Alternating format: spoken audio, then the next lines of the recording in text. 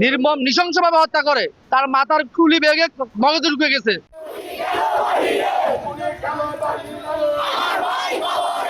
বের হয় 9:30 বাজে আমার ভাইকে ওরা হত্যা করে, নির্মম ভাবে হাতুড়ি দিয়ে মাথায় আঘাত করে। মাথায় ওরা আঘাত করার সময় আসামি শামীম বলে যে দমের লগে রাখিস না, তাইলে তোরা কেউ বাঁচতে পারবি না। গুড্ডু ব্যাপারীর ছেলে শাহিন ব্যাপারী ও বলে, গুড্ডু ব্যাপারীর ছেলে শাহিন ব্যাপারী বলে যে এর আগে আরো 2টা মার্ডার করছি, পরে মারলে কি হইব? প্রশাসনের কাছে আমার প্রশ্ন, এর আগে ওরা 2টা মার্ডার যদি করে তাহলে সমাজে কিভাবে ওরা বসবাস করে? সমাজে ঘুরে ফিরে 3 নম্বর মার্ডার কিভাবে আমার ভাইকে জীবন্ত বলি কিভাবে দিতে হয়? আর এর ভুক্তভোগী আমার পরিবার, আমার বোনেরা, আমরা 5 বোন, আমার বাবা অসুস্থ, বাবা, আমার মা। এর জবাব প্রশাসনের কাছে দিতে হবে।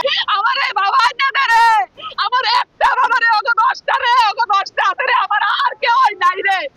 আমার যদি আল্লাহ এর বিনিময়ে ওরা কিছু চাইতো রে, আমার শ্বশুর কালকে মারা গেছে, আমার বাবার সঙ্গে আমার শ্বশুরে যাইতের কালা হয়ে গেছে রে। আমার জীবন না আর আমার বোনের জীবন না চাইলে বাবার লেগে দিয়া দিত। আর হায় রে, তো ওরা চাইলো না, ওরা চাইলো না। আমি এটা সত্যার ফাঁসি চাই রে, এটা সত্যার বিচার চাই। আমি চাই বাংলার বুকে কোনো মায়ের বুক যেন আমার মতো হাহাকার না করে রে।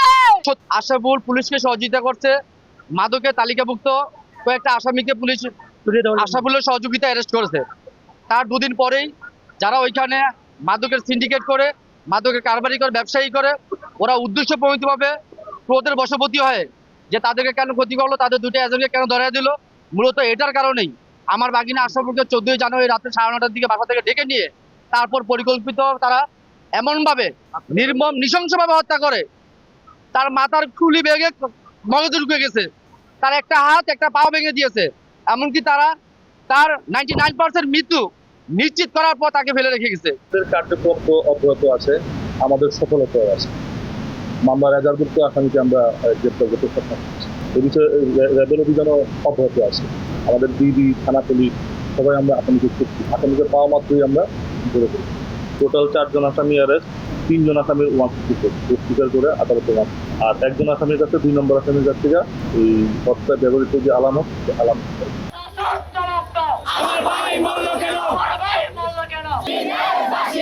খুনিদের ফাঁসি দে, রশি লাগে রশি দে, আমার ভাই কবরে, খুনি কেন বাহিরে? খুনি কেন বাহিরে, আমার ভাই কবরে, রশি লাগে রশি দে, আমার ভাই কবরে, খুনি কেন